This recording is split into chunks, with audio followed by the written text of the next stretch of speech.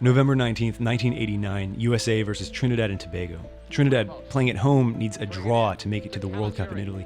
The US needs a miracle. You know about Paul Caligiuri's goal. You know it got us back into the World Cup after 40 years. But have you ever watched that game? Have you ever seen this? Over Jones, bumped by Doyle, and there are about 30,000 fans that wanted a penalty kick. It happened 90 seconds before Caligiuri's goal, and it may be a clue into the biggest, most audacious crime Jack Warner ever committed. My name is George Quraishi. I'm the editor of Howler Magazine. I love soccer, but I'm most intrigued by the stories that happen far away from the world's most glamorous stadiums that don't get covered on the weekend soccer broadcasts. That's why we're here. This is the Football Vagabond.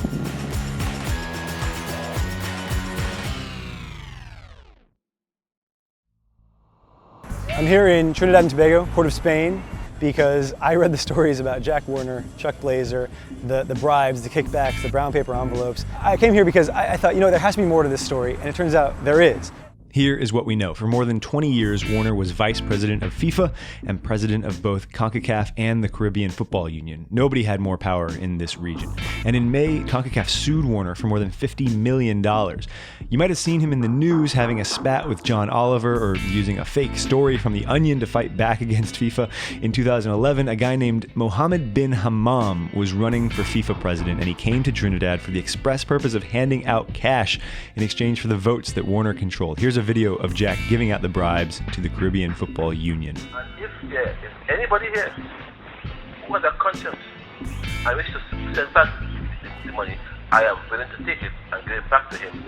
The year before that, $750,000, dollars intended to help the victims of the Haiti earthquake, disappeared in Warner's accounts. In 2008, he received what sure looks like $10 million in bribes for making sure the next World Cup went to South Africa.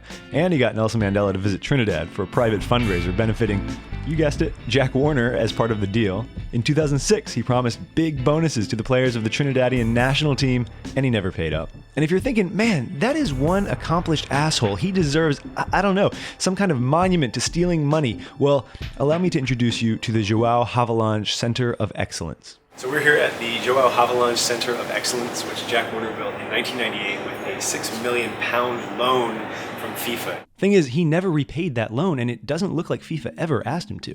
So the reason we're here at all is you can't actually come in as a journalist. We've heard of journalists trying to come into this place to film. So we just booked 2 nights. I guess technically we have now contributed to the Jack Warner Defense Fund, but in my opinion it's worth it to get a look inside and see what this place is all about. It was originally supposed to be the Caribbean's premier facility.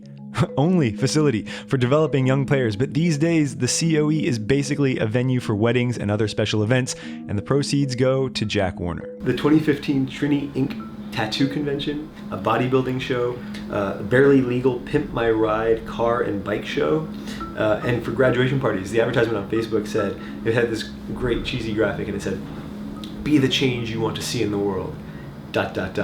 and let it start at the Center of Excellence." It's named after a super corrupt guy, João Havelange, built by a super corrupt guy, Jack Warner. You gotta love it. And what I find most amazing about this, wow, look, there's a dead bird. Look at this. Oh, jeez. Yeah, it's a little bit dilapidated. We're about to meet Lassana Liberd, who's a journalist who's been covering Jack Warner and Trinidad football for his website, wired868.com. He created his own company named CONCACAF that's registered under his home address with his wife and his sons as directors. So this company gets the business, they open Center of Excellence, but FIFA pays. It was a loan that was converted to a grant that Warner later characterized as a gift to Jack Warner. Yes, yes. And at the time, I believe Havelange was the first person to promise him this venue that he wanted. Havelange never paid a cent on it. Warner was adamant that he would have it. Blatter didn't stand in his way. They were allowed to move the funds. I mean, it's right there in the financial statements of CONCACAF at the time, and nobody asked any questions. Did you catch that? He's saying Warner created his own private company called CONCACAF, separate from the actual CONCACAF, and that Havelange and Blatter gave him the money to build the Center of Excellence on land Warner already owned, In exchange for, well, we don't know. My guess, they wanted the same thing Bin Hammam wanted years later when he came to Trinidad and bribed the Caribbean Football Union. They wanted Warner to deliver the region's votes and help them stay in power at FIFA. So he took the money that was supposed to build a training facility and instead built his own private hotel. And in spite of this, there are people who still argue that Warner did a lot for Trinidad. In terms of where we were and where we are now, I would say it was worth it, because we would have been probably 20 years behind now if it wasn't for that. We have all these facilities, we have a center of excellence, we have played in 5 combined World Cups, youth and senior. Right, so these are accomplishments that wouldn't have been possible without Mr. Jack Warner.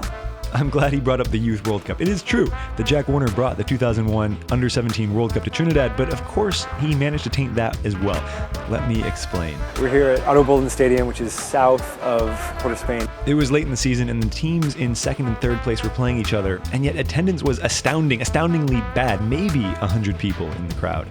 There's a cricket field right over there, and what's amazing is that there's a final in the cricket match, and you can hear music, there are people yelling, there were fireworks, and it's just a huge contrast to what you're seeing here. In my playing time here, which would have been in the 70s, you would not have, the place would have been packed.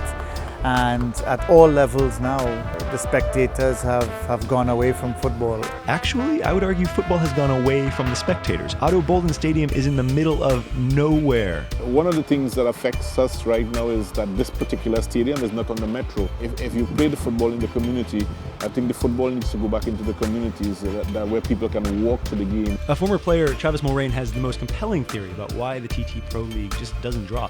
And surprise, it links back to Jack. Why did Warner want there to be a pro league so badly in '99?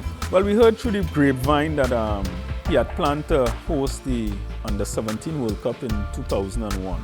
And one of the stipulations is that the country hosting a World Cup must have a professional league. So this was a hurry-done thing. Let's get a professional league running so we can say we have a professional league and we can host. So Jack wants to host the Under-17 World Cup, and Trinidad agrees to build 4 brand new stadiums and renovate a 5th. The project is budgeted for $165 million, but it ends up costing $365 million, and there's another cost that is tough to quantify. The new stadiums are supposed to host the TT Pro League going forward, but they are so far out of the way, totally impractical for the fans, and they don't follow. We lost the crowds, which for me is one of the main motivating factors. You want to play in front of crowds of people. You want people to talk about your performances during the week, so that next game few more people could come to the games. The semi-professional league started to generate those crowds. But the professional league, all that was lost. A pattern emerges. Jack, using his influence, brings the U17 FIFA World Championships. He brings Mandela and Beckham. He brings prestige to a small country. All the while, he's tucking away millions for himself. If the Pro League withers away, can the average fan trace that back to Jack? Why do Havelange and then Blatter let him get away with it? Well, that's easy. He's delivering the votes, and maybe, he's doing some other favors too. Which brings us back to November 19th, 1989. The US comes down for this must-win qualifier. So does someone else, Chuck Blazer. We now know he became Warner's partner in crime for the next 2 decades. They plot Warner's rise. He's already a FIFA vice president, but it isn't until the following year that he'll be elected president of CONCACAF. I at that time was an investigative reporter in the Sunday Guardian, and I was called upon to investigate because of my sporting background. And there is this theory. I'm on camera, so I'm wondering if I should say it, that America had to go to the World Cup in 1990 in order for the 1994 World Cup to be as successful as it was. This sounded a little crazy to me. I'd never heard this theory. But it wasn't just Valentino who thought it could be true. So the American team stayed something like maybe 10 minutes drive from the stadium. The Trinidad team was over an hour away. People were excited. So on the way down, they stopped the bus and hugged the players, and that took a toll on the players. And the Trinidad players had to be lifted bodily over angry fans to get into the stadium. We're talking about a 18-year-old Dwight York on the biggest game of his life so far. The US players got into the game easily with police, and they drove right in. Oh.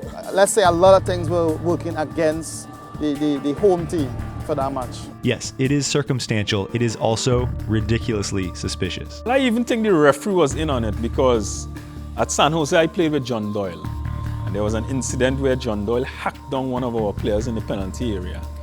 Right before we scored the goal. Yeah. George scored the goal. And he told me that his stomach almost came through his mouth when that happened. Really? He was sure that the referee would have pointed to the penalty spot.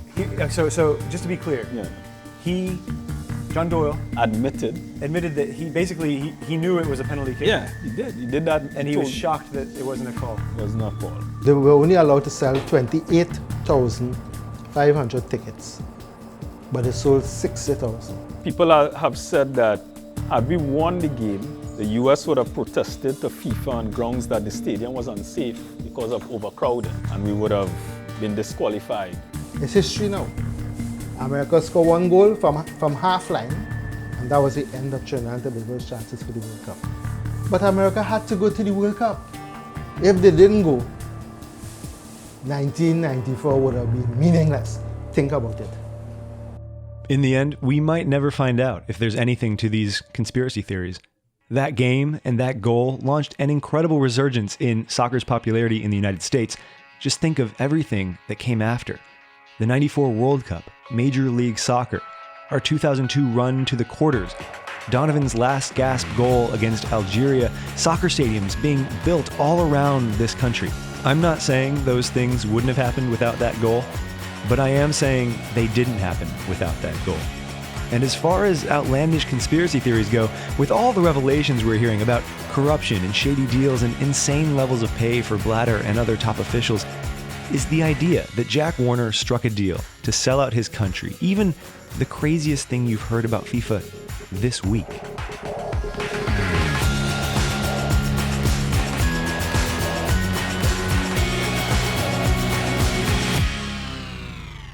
Whoa, anywhere the reggae music play, Simon Peter, for dead.